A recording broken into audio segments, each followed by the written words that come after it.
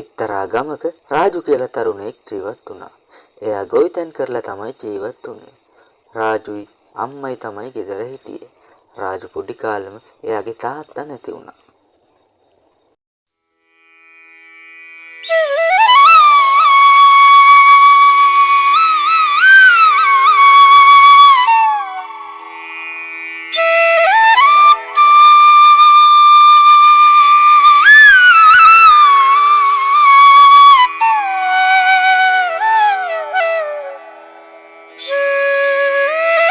කොච්චර කාලයක් තනිකඩවඩ ඉන්නද කල්පනාව.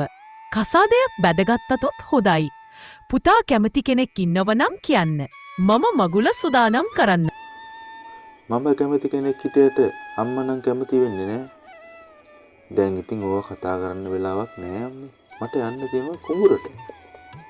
මේ වෙලාවේ නැත්තම් කොයි වෙලාවේ කතා කරන්නද පුතා? පුතා ඉතින් හැම වෙලාවෙම මග හරින එකනේ කරන්නේ.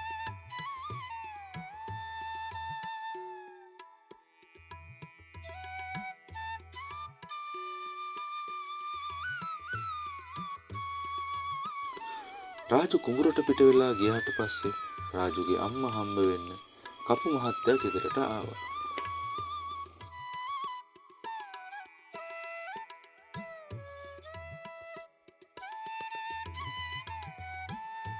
කොහොමද කප්පු මහත්තයෝ?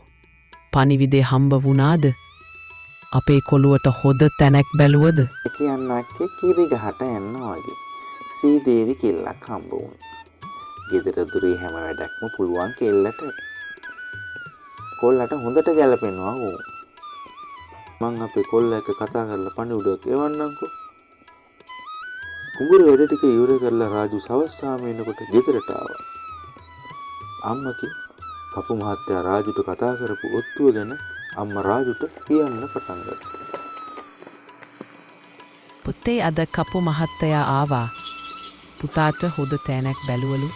ලස්සන කෙල්ලක් ඉන්නවලු. ගෙදර දොර වැඩත් උදට පුළුවන් කියන්නේ.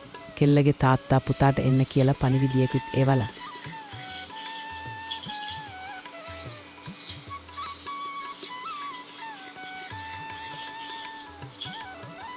බෑ අම්මේ බෑ. මං අම්මට කී පාරක් කිව්වද ඔය කසාද ගැන මට කතා කරන්න එපා කියලා. කොහොම හරි රාජුට අම්මගේ බල කිරීම මත මනමාලිය බලන්න යන්න සිද්ධ වුණා. රාජු පහවදා උදෙන්න අපු මහත්තයා කීයේ විදියට පාර දැනගෙන මනමාලි බලන්න ගෙදරින් පිටත් වුණා.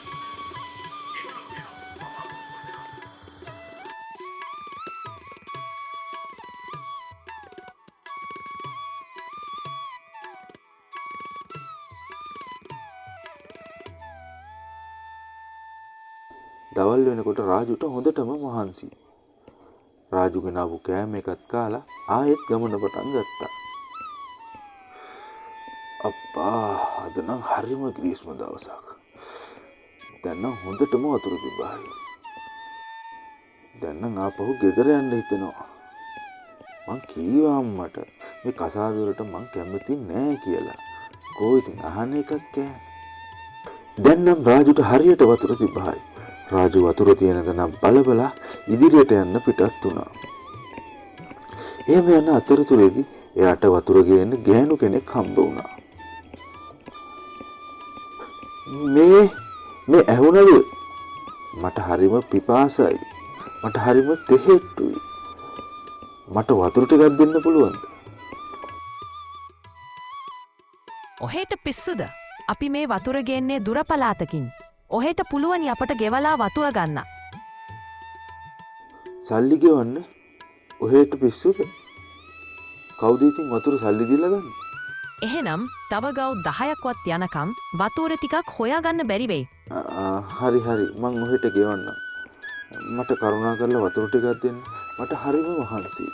කාන්තාවගෙන් වතුර මිලදී ගත් රාජු එක හුස්මට වතුර ටික බීගෙන ගියා. රාජු වතුර බීලා ආයෙත් ඉස්සරහට යන්න පටන් ගත්තා. රාජුට ආයෙත් පිපාසය දැනෙන්න පටන් ගත්තා.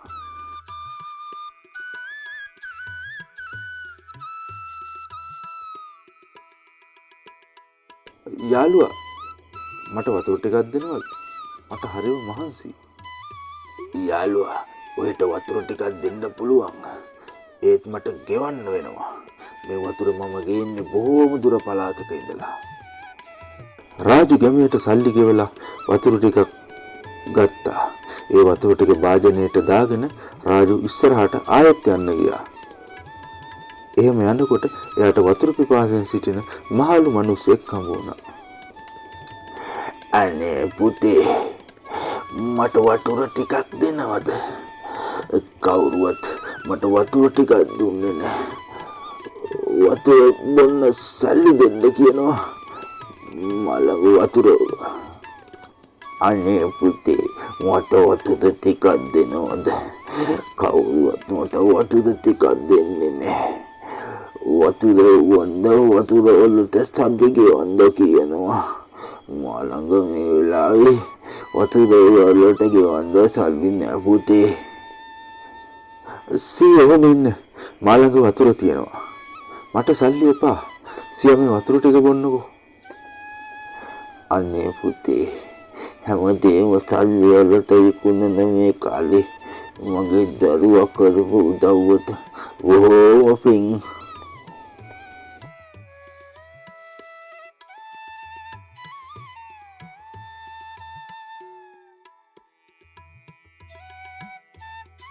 රාජු සීයට වතුර දීලා රාජුගේ ගමන යන්න පිටත් වුණා. කපු මහත්තයා කියපු විදිහට මනමාලිගේ ගෙදර උදවිය රාජුට හමු වුණා.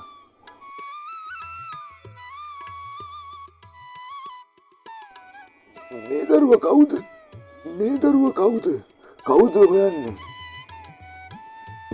මම තමයි මේ ගෙදර දුවව කරකාරට ගන්නපු මනමාලයා. කරකාරට ගන්නේ මගේ දුව? ඔයිට පිස්සුද? ඔය වගේ තුප්පත් මිනිහෙකුට මගේ දුව කවදාවත් දෙන්නේ නැහැ. මේ වෙලාවේ රාජු අතරමඟදී වතුර දීලා උදව් කරපු සීයා ගෙදරට ආවා. හා පුතේ පොඩ්ඩක් ඉන්න. කිසිම දෙයකට කලබල වෙන්න එපා. පුතේ මේ දරුවා බොහෝම කරුණාවන්ත දරුවෙක්. මට වතුර ටිකක් නැතිව ඉන්නකොට මාළගේ සල්ලි නැති නිසා කවුරුවත් වතුර දුන්නේ නැහැ. මේ දරුවා හොඳ යහපත් ගුණ ධර්ම තියෙන දරුවෙක්. මේ දරුවට පින් සිද්ධ වෙන්න තමයි මට වතුර ටිකක් හරි බොන්න පුළුවන්. මේ දරුවා ළඟ මේ දරුවට බොන්න පුළුවන් වතුර ටික මට දුන්නා. මනමාලිගේ සීයා සිද්ධ වුණු හැම දෙයක්ම ගෙදර උදවියට තේරුම් කළා. මනමාලිගේ ගෙදර උදවිය රාජුගේ යහපත් ගතිගුණ නිසා බොහෝම කැමති වුණා. ඊට පස්සේ රාජු අර ගෑනු ළමයා කසාද බැඳලා සතුටින් ජීවත් වුණා.